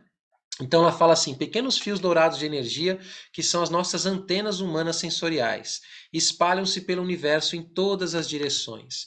Estes são os fios estratégicos que nos ligam à intuição, que permite compreender e sentir o mundo que nos cercam. Estes mesmos fios chegam também aos mundos invisíveis através das pessoas, né? Através deles, uma pessoa que curou uma boa porção de sua vida pode perceber a realidade que existe além dos padrões habituais de referência, né? Então, quanto mais limpo, quanto mais curado eu estou, mais eu consigo perceber os filamentos da teia da vida. O corpo de sonhos é nossa conexão com a teia dos sonhos, o mundo dos sentimentos, intuições, inspirações e ideias. Todas as percepções dos mundos visíveis e invisíveis começam nos fios dourados do corpo dos sonhos. Quando fazemos com que os hábitos, ideias, atitudes que nos limitam morram, né? Então a cura do morcego, de uma vez por todas, renascemos em novos níveis de compreensão e clareza. À medida que nos curamos, os pequenos fios dourados se expandem em novas e maiores áreas de experiência, permitindo que continuemos o processo de nos desembaraçarmos dos fios enroscados da dor, do trauma ou do abuso. Quando vamos resgatando e curando os pedaços feridos de nós mesmos, descobrimos nossa autoestima. Então, como resgatar a autoestima? Curando os pedaços feridos de nós mesmos, né? A partir daí, nossa autoridade pessoal e nossa eficácia diante das situações da vida se amplia consideravelmente. Então, quanto mais eu resgato a mim mesmo, quanto mais eu acesso a minha autoridade pessoal, mais eu vou conseguir eficientemente lidar com os desafios da vida, né? Quantos fios de percepção são ativados em cada estágio de consciência é algo que varia de pessoa para pessoa, dependendo da quantidade de cura que a pessoa já conseguiu. Quando alguém foi muito traumatizado ou ferido, os fios que normalmente se estendem na direção das outras pessoas ficam enrolados dentro desse ovo luminoso do corpo dos sonhos, né? Quem quiser aprender um pouquinho mais sobre esse ovo luminoso, sobre esses fios, sobre todas essas referências que ela dá uma olhada em alguns livros do Castanheda. Ele vai falar bastante sobre isso, né? Vem da mesma tradição, né? Dos cabelos trançados, dos videntes do sul. A tradição tolteca vai falar muito sobre isso, né? Esse ovo luminoso que nada mais é do que o nosso corpo vital de energia e tudo que a gente não consegue enxergar, que é a própria teia dos sonhos. Então tem a grande teia dos sonhos e tem a pequena teia dos sonhos que está dentro de nós. Aí ela conta, né, no caso dela, ela foi abusada na infância, né? E ela diz que quando ela consegue genuinamente perdoar o abusador, ela vê que ela liberou uma grande quantidade de nós que estavam ali dentro, né, do ovo luminoso dela. Então, um tipo um tipo de exemplo que ela dá. Expansão e abandono, próximo tópico aqui desse capítulo. Então, quando temos medo de experiências que sejam diferentes daquela que presenciamos ao crescer, ou seja, né, aprendi de um jeito e tenho medo que as coisas sejam diferentes. Então, a gente começa, né, tá paralisado pelo medo. E aí a gente vai precisar enfrentar a situação do abandono para que a gente consiga se curar dessa questão. Alguns de nós baseiam seu comportamento no medo da punição, outros na necessidade de amor e aprovação. Se já sofremos muito, muitas vezes resistimos à mudança por medo de sermos criticados ou deixados sozinhos, abandonados ou ignorados. Então ela vai falar de um aspecto importante que também ocorre no terceiro caminho. Quando a gente vai para o oeste, esse processo de cura ele é muito solitário, né? Porque a gente tem que enfrentar, a gente tem que eliminar todos os aspectos do nosso ser que estão ligados a alguma coisa ligado ao outro, né? Então, se eu faço alguma coisa para ser amado, se eu faço alguma coisa com medo de ser criticado, ainda tem a expectativa do outro, a energia ainda está lá fora, né? Então, as iniciações do terceiro caminho vão tirar esse lá fora, vão dizer só é você, né? E muitas vezes isso vai significar no plano material da vida a solidão mesmo, né? Então muitas vezes vai ser tirado os relacionamentos, vai ser tirado a família, vai ser tirado uma série de coisas para você ficar somente com você e começar a reconstruir uma perspectiva a partir de dentro e não guiada por fora, né? Então, confrontar o medo do abandono é uma das coisas mais difíceis do terceiro caminho de iniciação. Talvez nesse ponto tenhamos que sair do local que vivemos, encontrar uma nova identidade, e é difícil mudar o nosso estilo de vida se tudo aquilo que conhecemos, né, se todas as pessoas têm ideias fixas sobre como devemos agir, sentir, viver e que até mesmo que aparência devemos ter. Podemos resolver não abandonar o processo de cura e crescimento, ou seja, a gente pode escolher, não, eu vou deixar as referências serem todas de fora, ou a gente pode escolher, não, eu vou acessar, eu vou encarar o processo de cura, né, não vou sucumbir à pressão do meio, do externo, né, não vou sufocar os meus sentimentos. E aí se eu faço isso, aí sim, né, a gente começa a resgatar a confiança em nós mesmos e a gente consegue se fortalecer. Né? Se escolhemos não abandonar o nosso eu, ou seja, o nosso ser verdadeiro, conseguimos tecer novos padrões em nossa vida que vão ajudar a gente a evoluir e a se curar verdadeiramente. Esses cenários de abandono são, na verdade, toques de despertar. Talvez seja preciso olhar para dentro e descobrir o momento ou o pensamento que nos fez abandonar a nossa integridade pessoal, né? Ela começa lá no poema do livro, ela fala assim, quando eu traí a mim mesmo, né? Então, geralmente, quando acontece isso na vida, é porque antes a gente já traiu a si mesmo, né? Quando a gente sofre uma traição, quando a gente sofre um abandono, a gente devia fazer a pergunta, aonde eu estou traindo a mim mesmo? Aonde eu estou me abandonando? E aí sim, né, a gente consegue superar essa questão. Então, ao abandonar a nós mesmos, criamos fios na teia dos sonhos que vão afastar nossa intuição, né? Se ignoramos aquela pequena voz silenciosa dentro de nós, né, que é a voz da intuição dizendo que algo está errado, né? É aquela goteira pingando que ela falou lá em cima. Fica ainda mais fácil embarcar nas ilusões, né, ou na negação, ou na culpa, né, culpando os outros por nossa dor ou solidão. Se, entretanto, reconhecemos onde e quando abandonamos a nós mesmos, perceberemos que não mais buscamos a companhia dessas pessoas e que elas estão saindo da nossa vida. A vida às vezes simplesmente acontece enquanto estamos ocupados fazendo planos, né? Isso significa novas opções que a gente talvez não tinha visto antes. O caminho novo que nos aparece inesperadamente pode nos convidar a um crescimento além, né, do que a gente estava esperando anteriormente. Então, quando a gente resolve abandonar o velho, a gente encontra o novo, mais uma vez. Cada vez que encontramos novas opções, quando o caminho já parecia impossível, é porque rompemos a ilusão. Ufa! Né? Às vezes a ilusão se desmancha por intervenção divina, e outras vezes nós é que soltamos a ilusão, fazendo com que algo que estava borrado fique nítido novamente. Esses momentos muitas vezes são marcados pelo aparecimento de animais da natureza, visões em cerimônias, sinais do espírito percebidos no mundo natural. Encontramos em sonhos visitas de espíritos guias ou de anjos, ou uma sensação de ter ficado mais leve, né? Então, quando a gente está passando por uma situação, né, está rompendo uma ilusão, né, geralmente a gente começa a ver sinais nos sonhos, na natureza, os animais de poder se apresentam, né? E aí ela vai começar a sair um pouco, né? Ufa, de tanta sombra e vai trazer algumas coisas muito importantes, né? Então, lar é onde o coração não tem medo. Isso é muito bom, né? E ela falou de vários testes surpresa, né? Daí ela vai contar uma passagem da vida dela, porque a Jamie Sans era uma Metis, né? O que é uma Metis? É o nosso nome em português para caboclo, né? Que é o quê? É um europeu misturado com índio, basicamente isso. E aí, no caso, ela era uma pessoa, uma líder espiritual, então ela dava palestra para indígenas e não indígenas. E ela era criticada por indígenas e não indígenas, até o momento que ela foi ameaçada com uma faca, né? Tem uma pessoa, uma radical, né? Uma pessoa dita cristã radical, falou, não, isso, os ensinamentos norte-americanos indígenas são coisas do demônio, né? E tentou apunhalar ela pelas costas. E aquilo foi muito impactante para ela, né? Ela se sentiu muito vulnerável e ela começou a se sentir sem lugar, né? Ela falou: "Poxa, a comunidade indígena não me acolhe porque eu sou meia índia, meia branca. A comunidade, né, não índia também não me acolhe. Aonde que eu tô, né?" Daí ela passa por uma contração, por um sofrimento muito profundo e ela vai meditar nas margens do rio e lá fica, né? Até que ela tem ali o vovô Xongo, né? Que é um ancestral dela, vem, aparece, né, faz ela encontrar uma pedra de proteção, que é uma pedra do caminho sagrado, né, ela começa a ter insights, começa a se conectar com a terra e a terra diz para ela assim, né, no coração dela, você é uma filha da terra, não importa de onde você é, né, não importa qual a sua tribo, não importa qual é a sua etnia, você é uma filha da terra, resgata o poder pessoal dela, né? Então isso é muito bonito essa passagem, porque muitos de nós nos sentimos, né, deslocados, sem identidade, sem tribo, sem família, né?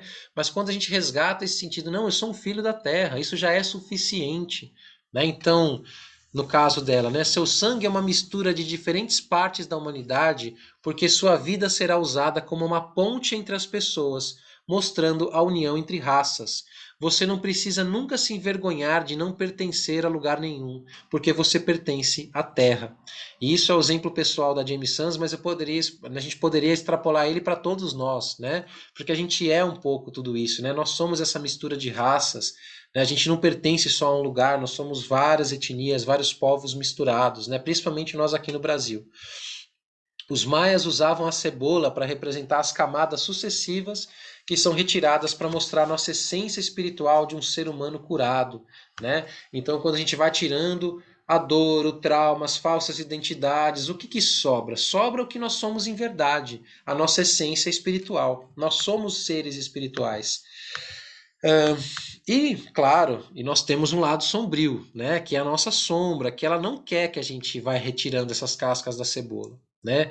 Ela quer que a gente se sabote, ela não quer que a gente encontre realmente a nossa essência verdadeira. Por isso que a gente não pode sucumbir às influências da sombra, né? Porque a gente fica impotente, cheio de desesperança e assim por diante, né? Os guerreiros espirituais encaram as suas negatividades como um desafio. Então, toda sombra, não é que ela é um castigo, mas ela é um aspecto do nosso ser que está inconsciente. Consciência é luz, inconsciência é falta de luz. Então, a sombra nada mais é do que falta de consciência. Então, toda inconsciência é uma oportunidade de me levar a ter consciência sobre algo. Né? E assim a gente integra a sombra, que é um desafio de todo ser humano, né? Na China, no Japão, no Brasil, nos Estados Unidos, em todo lugar temos esse desafio, porque nós somos luz e sombra. Então, se decidimos acreditar na sombra, no negativo, né? No caso aqui, a sombra tem vários aspectos. Aqui tratando a sombra como os aspectos inconscientes e negativos, né? Tem outras abordagens que vão trazer a sombra apenas como aquilo que eu não estou enxergando, inclusive coisas positivas. Aqui nesse recorte específico da página, deixa eu ver, 113, ela está falando sobre isso, né? Sobre os aspectos realmente negativos. Então, só que todas as partes do nosso ser são sagradas, estão dentro do plano divino. Então ela diz assim, né?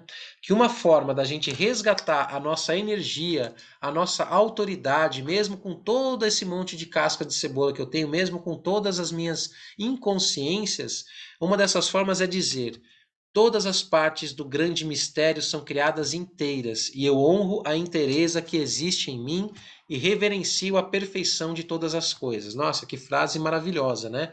Então, sempre que a gente duvidar de nós mesmos, do nosso potencial, a gente pode reler essa frase, né? Todas as partes do grande mistério, ou seja, de Deus, da natureza, do imanente, enfim, tudo é criado inteiro, né? Não existe meia grávida, não existe meio ser humano, tudo é criado inteiro. E eu honro a inteireza que existe em mim e reverencio a perfeição de todas as coisas vivas.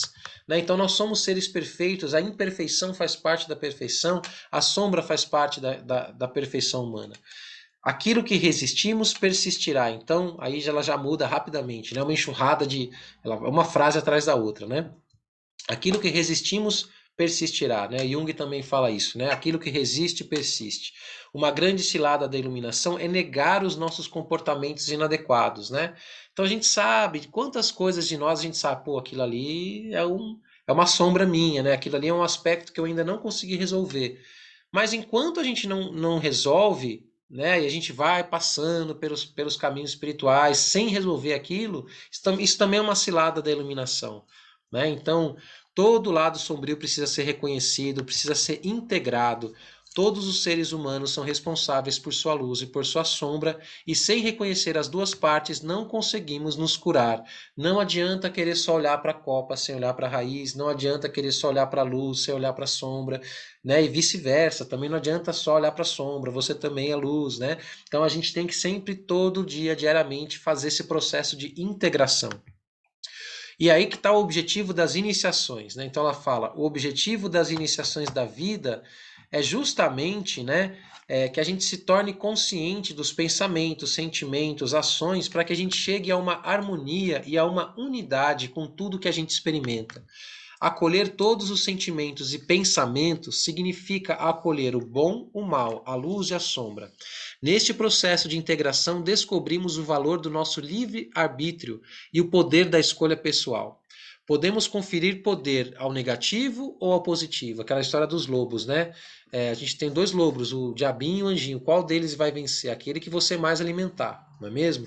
Então, cada vez que escolhemos mudar o nosso sagrado ponto de vista, adotando o papel de observador neutro, então eu preciso me colocar numa observação neutra, sem julgamentos, para eu poder fazer esse acolhimento. Né? Porque se eu tenho uma visão, não, eu não sou ciumento, não, eu não sou tal coisa, eu não sou preconceituoso, né? E as várias questões aí que acometem a humanidade. Se eu fico negando esses aspectos de mim, como é que eu vou saber que ele está operando, né? Que aquela sombra está operando, que aquela inconsciência está ativa se eu estou negando? Então eu tenho que negar, eu tenho que aceitar para que eu possa curar. Esse é o primeiro aspecto. Esse era um dos 13 aspectos lá que ela cita, né? Aí ela vai citar uma outra coisa super importante, que é não falar mal, né? Não falar nada de mal. Então, as tradições do Caminho Vermelho, elas falam muito sobre o poder da palavra, né? Não só as tradições do Caminho Vermelho, mas todas as tradições espirituais antigas e modernas que são profundas, né? E que tocam de fato algo de verdade desse universo, elas vão dizer isso.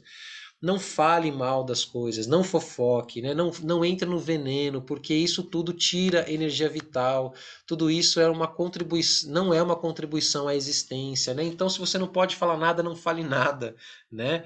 Mas não fica entrando nisso, porque se você adota o silêncio, aí sim você consegue ter uma mente limpa, tranquila, que permite você ter visão da energia, né? Se a gente fica se enredando, né, nessas histórias, se a gente fica falando dos outros, né, falando mal, a gente está fazendo mau uso da energia vital, né?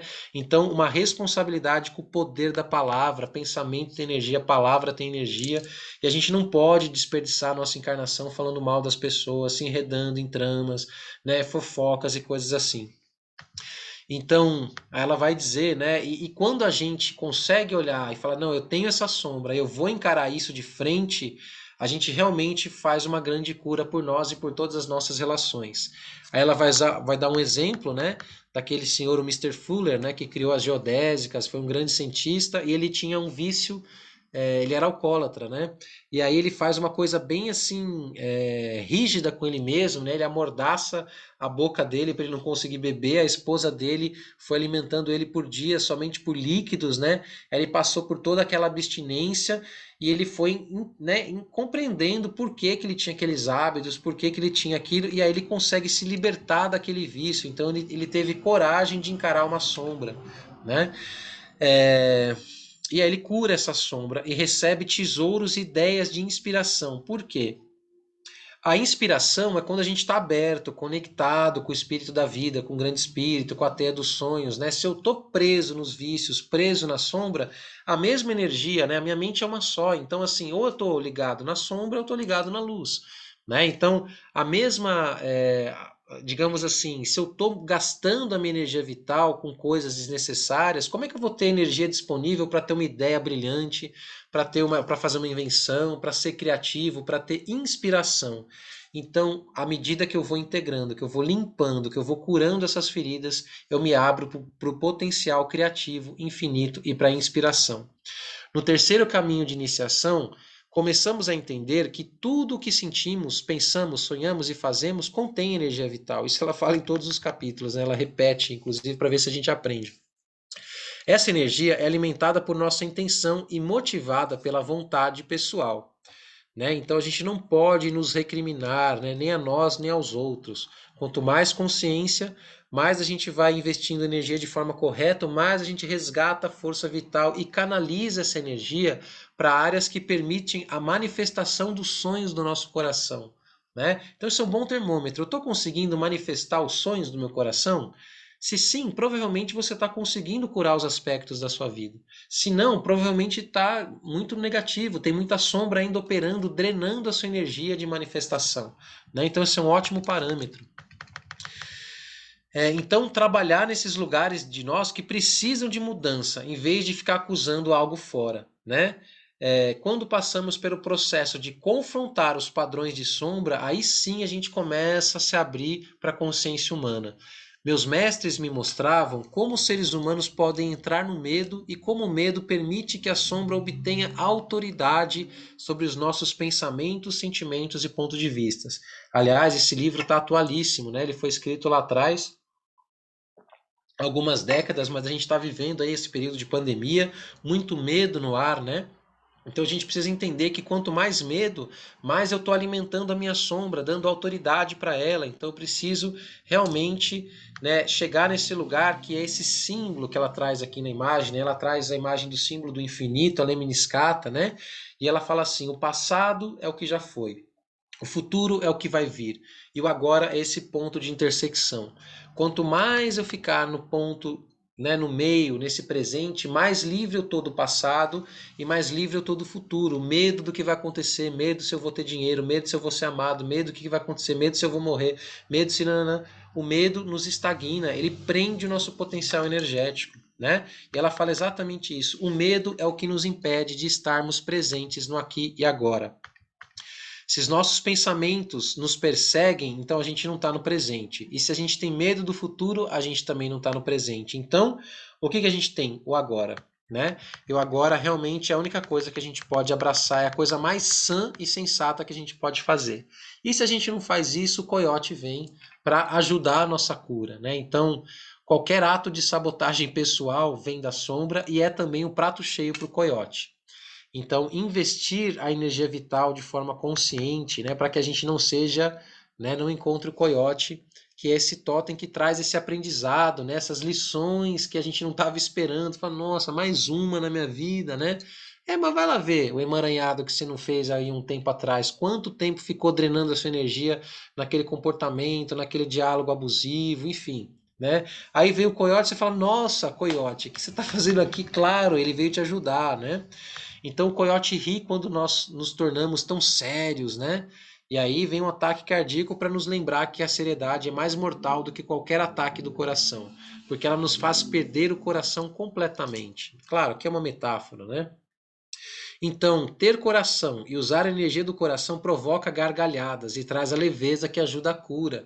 E o coiote, ele também é representado como aquele que ensina a gente a rir de nós mesmos, né? Rir da nossa desgraça, né? Rir da nossa inconsciência, porque a gente não pode levar a vida tão a sério e também nem encarar esse processo de cura de forma marcial, né? De forma assim muito punitiva. Né? Senão a gente também vai passar pela cura do coiote. Aqui é uma lição sobre equilíbrio. Então, no terceiro caminho, é importante aprender e rir de nós mesmos, rir da nossa autoimportância, rir da nossa arrogância, rir dos nossos dramas pessoais, rir da nossa ideia falsa de que somos indispensáveis e assim por diante. Então o coiote ajuda a gente a entrar nesse caminho da humildade, esse caminho do bom humor, o caminho da leveza, por incrível que pareça. Por isso que ele é um animal que está no sul, que é o lugar das águas, lugar do coração, lugar da fluidez emocional. Mas se o meu coração está rígido, o coiote vai puxar, com certeza, né, o meu tapete para me ajudar a voltar para o coração. Né? Então, esse é um ensinamento muito bonito das tradições nativas, né, que vão né, usam os animais de poder como metáforas dos processos da vida.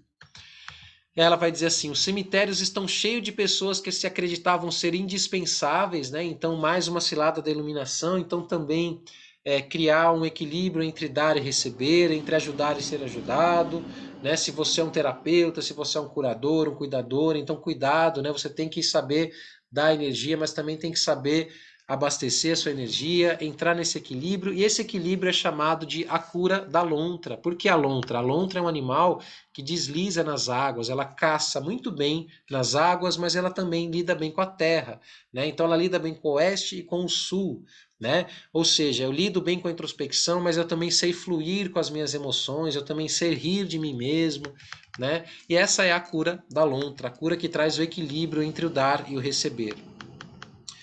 Aí ela fala, né, dessas pessoas, né, líderes espirituais, etc., que acabam não fazendo isso e acabam se dando muito mal, né, porque acham que são totalmente indispensáveis, né? Então a gente tem que ter esse cuidado de aprender a se cuidar tal e qual a gente cuida dos outros. Isso seja você um curador ou não, mas às vezes você é uma mãe que cuida excessivamente dos filhos, um marido que cuida excessivamente da esposa, uma esposa que cuida excessivamente do marido. Cuidado, né? Dar e receber, equilíbrio sempre muito importante aqui. E aí aprenda a ouvir, né, para que você possa ter discernimento, né? Se a gente não consegue ouvir a nós mesmos, então é no oeste que a gente cessa o ruído externo e aprende a ouvir a voz interior. Né? Isso é extremamente importante para que a gente possa realmente se abrir para o processo de cura. Né? Ela vai falar assim: por que me sinto tão nervoso? E justamente às vezes a gente está muito nervoso porque a gente está muito conectado com fibras, com coisas que são externas, com a mídia, com aparelhos eletrodomésticos, com as notícias, né? Então ela fala assim: calma, né? Volta para dentro. A sensibilidade exagerada ela vai normalizar se a gente não começar a alimentar esses padrões, né? Então começa a cessar o excesso de ligação com o mundo exterior, começa a se ouvir que o nervosismo vai passar. Né? Quando a gente está muito nervoso é porque a gente está muito conectado com coisas que estão além do nosso controle. né? Então, se a gente olha para as culturas não americanas, percebemos que elas não se revoltam com os cheiros. Ela vai falar das questões naturais, né? Do corpo biológico, dos cheiros orgânicos, de tudo aquilo que é muito nosso, né? O terceiro caminho nos ensina como manter a nossa individualidade e integridade pessoal diante do mundo, diante da tecnologia moderna, diante das seduções do mundo. O desafio é respeitar quem somos e o que sentimos como nossa verdade pessoal. Então é no Oeste que a gente também vai começar a honrar a nossa intuição e a nossa verdade pessoal. Né? Quando eu cesso o ruído externo, quando eu me fecho um pouquinho dentro de mim, por isso introspectar. O introspectar não é fechar a porta para o mundo, mas é você passar a prestar atenção no que vem de dentro, o que é genuíno, qual é a sua intuição. E com isso a gente consegue ter clareza do nosso ponto de vista e consegue ter maior domínio sobre as situações. Então, quando a gente passa a honrar nós mesmos, honrar a verdade que brota do nosso coração, né? Quem é você para fazer tal coisa? Ué, a verdade do meu coração é divino, meu coração é divino, né? Tem todos os 13 aspectos da criação, tem todas as virtudes, eu sou um ser luminoso, potencialmente. Então a voz do meu coração é sagrada, tão sagrada quanto as escrituras, tão sagrada quanto fulano, beltrano, ciclano, que está naquela posição de poder. Então a gente tem que honrar a nossa intuição, né? É o divino operando através de nós. Então você vai falar que o divino, né? Por que você não merece ter intuição? Todo ser humano merece ter uma voz que fala, menos você. Então tem alguma coisa errada. Aceita, acessa a sua força, acessa o seu coração, né? Então, à medida que a gente vai arrancando, limpando as ervas daninhas, os chavões, as convicções grupais, a gente começa a encontrar nossa própria verdade e experimentamos uma intuição mais refinada. Né? O que é uma intuição refinada? Eu sei que isso que eu estou tendo como insight, como intuição, está vindo de um lugar em mim que é real, que é verdadeiro, que não é baseado no julgamento, na crítica, nas expectativas alheias. Né? Isso nos dá autoconfiança. Não aceitamos mais as verdades que servem a todo mundo, mas queremos explorar pessoalmente as nossas próprias verdades, aquilo que tem validade para nós. Então, a capacidade de observar, sentir, ouvir, perceber as coisas pelo ponto de vista da autoridade pessoal vai nos abrir novas portas. Quando aprendemos a confiar na parte intuitiva da nossa natureza, compreendemos melhor que a inspiração é recebida constantemente para nos ajudar a trilhar os caminhos das nossas vidas. A inspiração é uma forma de levar o espírito até o eu. Você pode perguntar o que é o espírito? Na tradição nativa americana, consideramos o espírito como energia vital, que forma o tecido que conecta todas as coisas vivas do grande mistério. Cada vez que respiramos, o espírito entra novamente pelo corpo, né? Por isso a respiração é uma arte do espírito, do leste. Cada vez que limpamos a mente e nos permitimos ficar quietos, a inspiração pode chegar, porque permitimos que o espírito, a força vital universal, entre no nosso espaço sagrado. À medida que continuamos a curar as nossas vidas, vamos nos tornando mais consciente da intuição e dos insights, dos lampejos que vão convidar a gente a explorar novos aspectos do potencial humano. Honrar a intuição é chave para viver em sincronia com tudo o que é vivo. A intuição, gente, é uma forma muito complexa de conhecimento, de sabedoria. Ela está ligada a coisas que a nossa mente não percebe, que os nossos sentimentos não percebem, que o nosso corpo não percebe, que só o espírito percebe. Por quê? Porque o espírito é luz, ele é energia, ele está conectado com a energia do universo. Então ele sabe coisas que a minha mente não sabe, que o meu coração não sabe e que o meu corpo não sabe. Por isso que a intuição é a sabedoria mais profunda, mais alta, mais refinada e mais sutil. Só que qual que é o problema da intuição? Ela não grita, ela sussurra. E se a gente está com a cabeça muito, né, ou o sentimento muito carregado, ou o corpo cheio de toxinas, não vai conseguir ouvir a intuição. Então, prestar atenção à intuição é uma forma criativa, a gente vai ter uma facilidade de entrar em sincronicidade com o fluxo universal da vida. Né? Aqui eu estou na página 124. Todos já ouvimos histórias de pessoas que foram advertidas pela intuição, né? E exemplo, não entre nesse avião que vai cair, o avião caiu e coisas desse tipo, né? Tem que tomar cuidado com isso também, porque às vezes é medo disfarçado de intuição, né? Mas quando é uma intuição genuína, a gente sente de um lugar mais profundo dentro de nós mesmos. Então vem muitas bênçãos quando a gente acessa a intuição. A gente permite crescer por saltos. Então quando a gente dá a intuição, né, deixa a intuição guiar a vida dá verdadeiros saltos, porque a gente não fica preso na trama que a gente mesmo criou. O espírito dá um jeitinho de mostrar o melhor caminho, né? E acontecem coisas maravilhosas. Você fala assim, nossa, você estava aí esse tempo todo, né? Sim, eu estava, mas eu estava esperando você me ouvir, né? Basicamente é isso. É, então, a necessidade de competir com outras pessoas que tenham conhecimentos é uma outra cilada sedutora que aparece no terceiro caminho, né? Então, gente, desencana, deixa cada um viver a sua própria vida, seu próprio caminho, trilhar a sua vida do jeito que entende, né? Aí ela vai entrar, já estamos se aproximando do fim, a armadura usada pelo guerreiro espiritual, que ela vai chamar de cura do tatu, né? Então, o que é a cura do tatu? Eu tenho que ser forte, firme externamente, eu tenho que ter bordas saudáveis, mas dentro eu tenho que ser macio, um coração leve, né? Eu tenho que ter uma armadura, eu tenho que ter um escudo, mas dentro de mim eu tenho que ter um coração sadio, um coração leve, vulnerável, né? É a falta de vulnerabilidade, né? Que a gente confunde, né? Eu sou uma pessoa guerreira, eu sou forte, né? E não consigo ser vulnerável, não consigo me abrir para as experiências da vida. Não, tá tudo errado, né? Volte duas casas. Você tem que ser vulnerável, mas ter sim as suas bordas, os seus limites saudáveis. Então é isso ela chama de a cura do tatu. Se somos, né, se estamos realmente envolvidos com o nosso processo de cura, vão existir momentos em que vamos nos sentir realmente vulneráveis e super sensíveis, né? Não é correto forçar que a gente se interaja muito nessas situações. No terceiro caminho, a gente tem que desenvolver intuição e sensibilidade para a gente poder honrar o nosso limite e o limite alheio. À medida que vamos aprendendo mais sobre isso, o que nos serve individualmente, obtemos acesso a uma parte maior de nós, o nosso eu superior, juntamente com o processo de cura.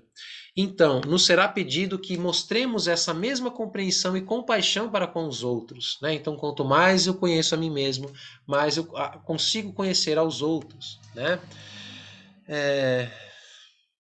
Aí ela vai dar o exemplo da mulher, né? Que ela estava passando por um momento muito difícil e ela era muito sensível, né? Mas ela era muito grossa, né, inadequada quando chegava a uma dor de uma outra pessoa. Então ela era muito sensível com as suas próprias questões, mas ela era insensível à dor do outro, né? Então também não é por aí, né? Então esse limite saudável, né, que é também a cura do tatu. Então eu tenho sim uma barreira saudável, mas eu tenho a vulnerabilidade como escudo, né? E aí ela vai falar sobre mais um animal, que vai falar sobre mais um tipo de cura, né, que é a cura da gralha. A gralha representando, então, as leis divinas, as leis sagradas. Né? O que isso tem a ver com o terceiro caminho? Né? Se a gente foca, o que a gralha vai ensinar? Que o universo é regido por leis. Então, por mais que a gente tenha fé, por mais que isso aqui, não adianta. Se você foca no negativo, o lado sombrio da natureza humana vai ser alimentado por essa negatividade e, consequentemente, isso vai ganhar vida. Né? Então, existem leis que regem o universo e uma delas é o livre-arbítrio.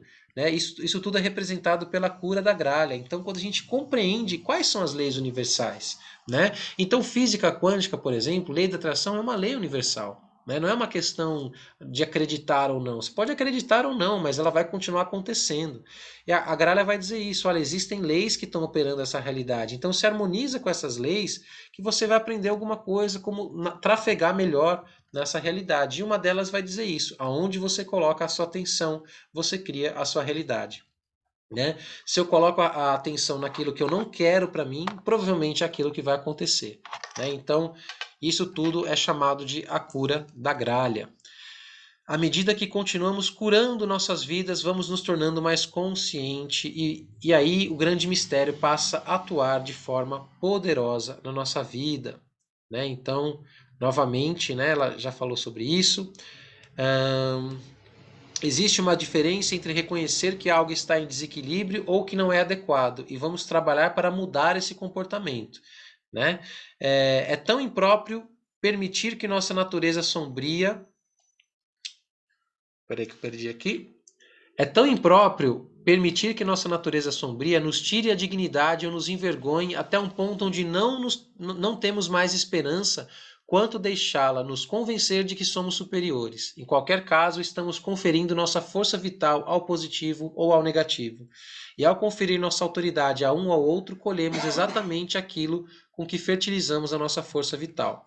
A gralha, né, o conjunto de leis espirituais, trabalha para a nossa vida e nos encoraja a encontrar a forma positiva de pensar, sentir a respeito de qualquer coisa ou situação. Aí ela vai terminando, né, a importância de observar o óbvio, né? Então o óbvio vai dizer exatamente isso, né? Os limites, as fronteiras dos sonhos, né? Ao proteger as partes invisíveis do espaço sagrado, que contém os nossos pensamentos, sentimentos, a energia e sonhos, fazemos uma espécie de medicina preventiva, né? Então, orai e vigiai. Precisamos ser vigilantes e prestar atenção a tudo que deixamos entrar em nosso espaço sagrado. A gratidão e a comunhão com o Criador continuam sendo partes integrantes do terceiro caminho. Por que ela diz isso? Porque ela fala sobre a gratidão lá no primeiro caminho, vai falar sobre a gratidão no segundo caminho e no terceiro caminho também, né? Justamente porque é quando a gente deixa o Espírito Divino nos ajudar, purificar nossos pensamentos, comportamentos e atitudes. Devemos agradecer por cada bênção que a vida nos dá, honrando o progresso de nossa cura pessoal, bem como a cura que ocorre na vida dos outros. Aprendemos a rezar pelo bem-estar de todos os seres humanos, independente da forma como estejam vivendo suas vidas. Enviamos amor àqueles que nos feriram e deste amor retiramos força. Reunimos-nos com os outros para orar junto e compartilhar nossas experiências de cura. Pedimos orientação e força necessária para caminhar de cabeça erguida e de forma amorosa, mesmo diante dos nossos maiores medos. Aprendemos a ser testemunhas das nossas experiências, vendo tudo por uma perspectiva imparcial. Ao observar os comportamentos inadequados e sem entrar em conflito, podemos nos desviar dos encontros negativos. Quando olhamos para uma situação e somos gratos pelo ensinamento ali contido, estamos nos impedindo de sermos rotulados de inimigos. Se entrarmos no conflito, apontando o mau comportamento da outra pessoa, é porque escolhemos ingressar no ringue de boxe metafórico e que nos deixa passíveis de sermos atacados, né? Então não julgueis para não seres julgados, basicamente é isso. Por outro lado, podemos seguir a sugestão de uma amiga minha. Ela diz assim: agradece silenciosamente a pessoa dizendo obrigado por me permitir conhecê-la melhor, né? Então sempre que vem alguém que fizer um julgamento, obrigado por eu te conhecer melhor, né? Tô entendendo quem é você. Porque geralmente quando a pessoa fala do outro, ela tá falando dela mesma, não é mesmo? E ela vai terminar o capítulo falando sobre o riso, né? Sobre a gente cultivar o bom humor. O riso nos protege das más intenções, né? Então a cura também do coiote, né? Novamente, que ensina a gente a não ser tão rígido, né, e aprender a surfar durante todos esses desafios. O efeito dominó e as barreiras desmoronam, né? Então sempre que a gente está dentro de um processo de cura e a gente consegue desmascarar a sombra do outro, né? Quando eu estou entendendo por que o outro está fazendo alguma coisa, porque eu já compreendi os mecanismos sombrios dentro de mim, eu consigo desmascarar o outro e aí eu faço um efeito dominó. Né? Basicamente é isso que ela está dizendo também nesse subcapítulo. Estou dando uma corridinha agora nesse final, gente, para dar tempo da gente conversar um pouquinho, tá? Novos pontos de equilíbrio são encontrados à medida que curamos e refinamos nossas vidas. Continuamos o processo de definir quem somos e como queremos viver, mudando de direção a cada vez que a vida nos conduz para frente. A morte e o renascimento do xamã se transformam em uma questão de engrenagem e de mudança de marcha. Ficaremos mais flexíveis nos pensamentos, ações, sentimentos e formas de operar. E além disso, a genuína compaixão e a verdadeira humildade provavelmente vão acelerar o nosso progresso nos caminhos que virão. Ufa! E assim concluímos a leitura do capítulo 5. Bastante coisa, bastante ponto que, enfim, cada parágrafo daria para a gente ficar muito tempo neles, né? Mas eu tentei ao máximo passar pelos principais pontos. Com certeza não falei tudo, não seria possível, né? Em 1h30, quase 2 horas, né? Passei um pouquinho. E agora eu vou, enfim, abrir para que a gente possa conversar um pouquinho. Para quem está assistindo pelo YouTube, não esquece de curtir, compartilhar, né?